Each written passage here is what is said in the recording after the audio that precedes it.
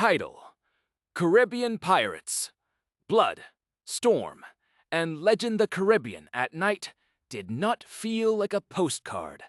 It felt like a wager between wind and canvas, hunger and gold, cannon smoke and prayer. In one harbor, men swore loyalty to kings they would never meet. In the next, they signed pirate articles with shaking hands, then voted their captains like a floating republic. Between them stretched a warm, violent sea, where fortunes rose in a week and vanished by dawn. This is the story of that sea. Not the cheerful myth, not the costume version, but the hard, dangerous world that made legends out of desperate people. And at the center of it, 4 names that still cut through history like steel: Henry Morgan, Blackbeard, Anne Bonny, Bartholomew Roberts. Welcome to the Golden Age of Piracy, where every horizon could be a promise or a death sentence. Chapter 1. The furnace that forged pirates. To understand Caribbean pirates, you have to understand timing. Empires were exhausted. Wars had ended. Thousands of trained sailors, privateers, and gunners were suddenly unemployed. They still knew how to fight. They still knew how to hunt ships. And they knew exactly where the money moved. Through the Caribbean choke points, the brout was irresistible. Spanish silver, sugar, indigo, tobacco, rum, enslaved labor, military payrolls, merchant cargo, all crossing narrow seas. Ports like Havana, Cartagena, Port Royal, and Nassau became pressure valves in a global system built on violence and profit. And when legal violence closed its doors, illegal violence opened new ones. Nassau especially became something almost modern. A pirate stronghold where crews voted, loot shares were negotiated, and authority had to be earned under fire. It was unstable, brutal, and temporary. But for a few years, it felt like an alternate world at the edge of empire. This world did not produce heroes. It produced survivors, and some survivors became symbols. Chapter 2. Henry Morgan, the architect of fear before Blackbeard became a myth. Henry Morgan helped define what Caribbean maritime violence could look like. Born in Wales, Morgan rose in the mid-17th century as a privateer operating from Jamaica. He held legal commissions at times, but legality in that era was slippery.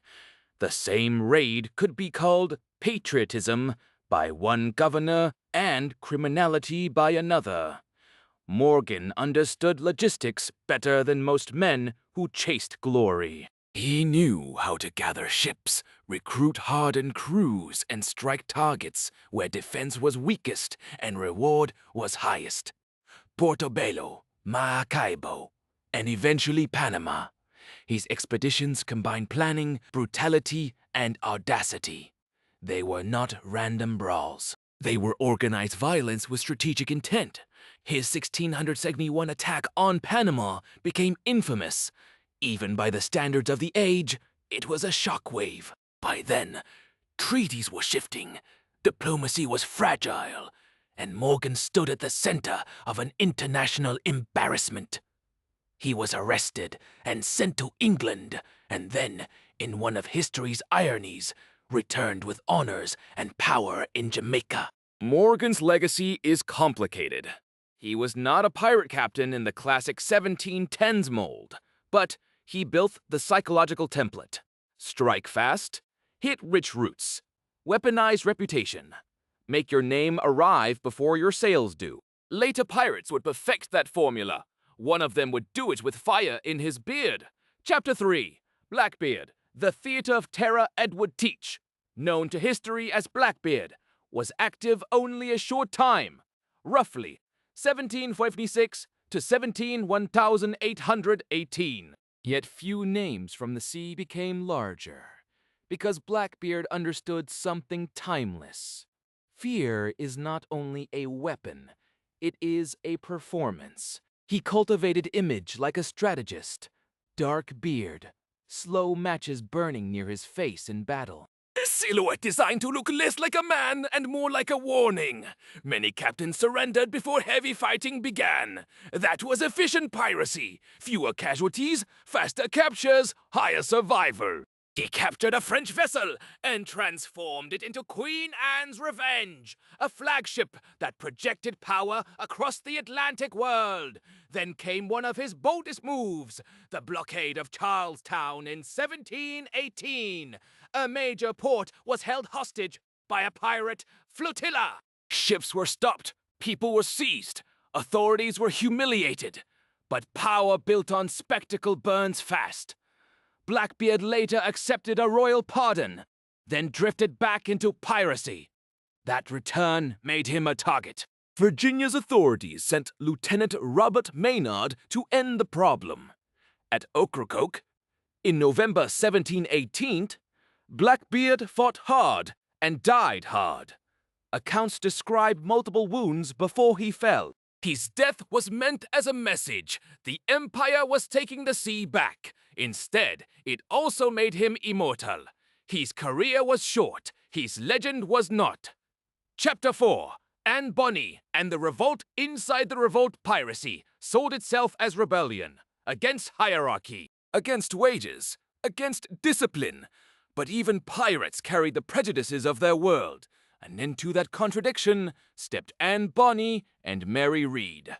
Anne Bonny's documented life is fragmented, distorted by rumor and dramatic retellings. What is clearer is her appearance in 1720, alongside John Rackham and Mary Read during one of the final volatile years of the Pirate Caribbean.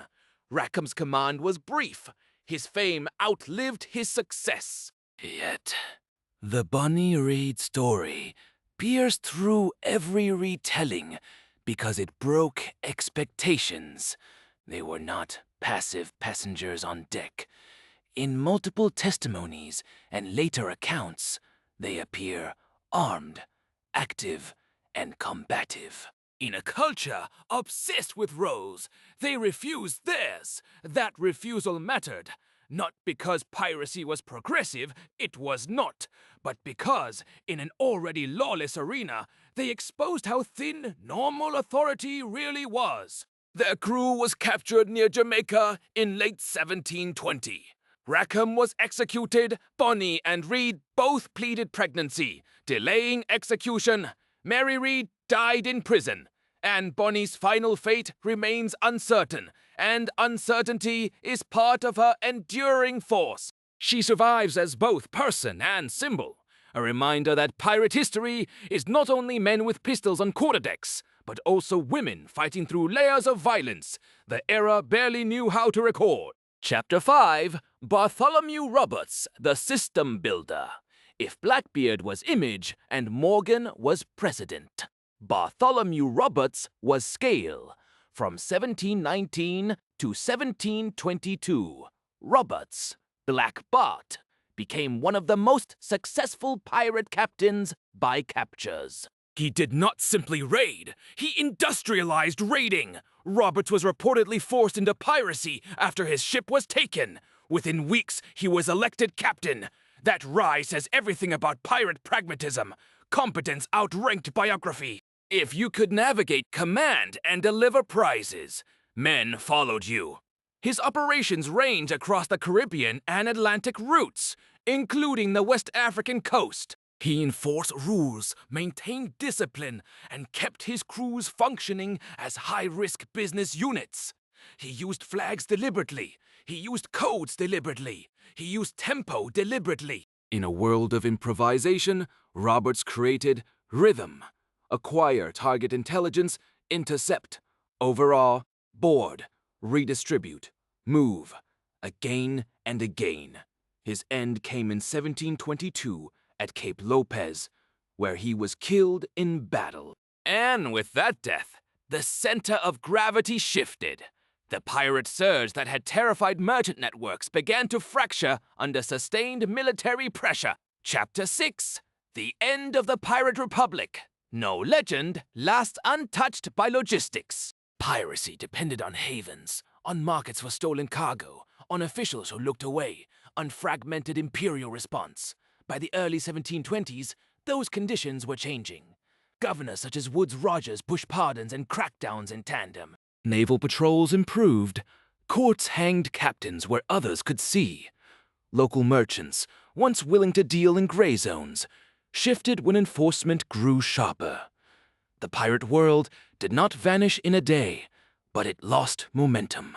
What had felt like an insurgent maritime economy collapsed into isolated crews, hunted routes, and diminishing returns. The same seas that had made men rich now made them visible.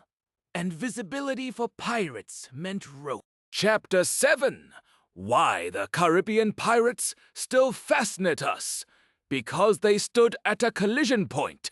Empire and rebellion, freedom and cruelty, democracy on deck, and tyranny at gunpoint. They were not freedom fighters in a modern sense. Many were violent opportunists. Some were deeply cruel. All were products of a brutal Atlantic system, yet they remain unforgettable because they exposed the machinery of that system. They attacked the arteries of global trade. They mocked imperial power by surviving where empires claimed control. And for a brief window, they wrote their own rules in the margins of official history. Henry Morgan showed how sanctioned violence and outlaw violence could blur.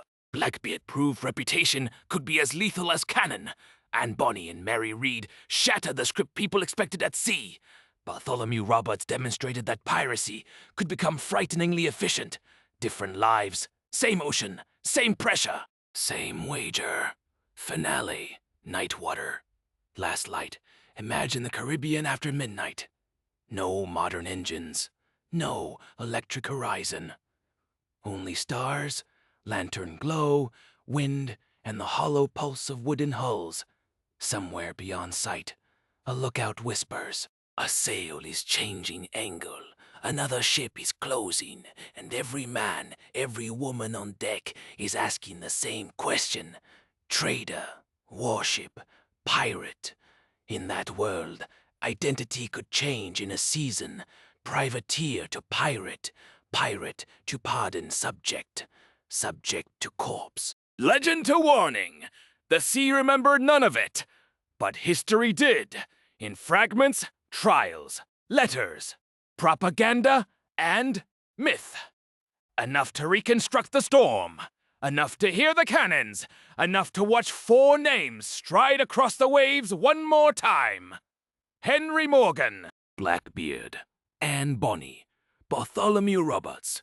Not the only pirates, not saints, not simple, but central to the age when the Caribbean became the world's most dangerous theater of ambition. And maybe that is why we keep returning. Because under the romance, the tricorn hats, and the black flags, there is a harder story.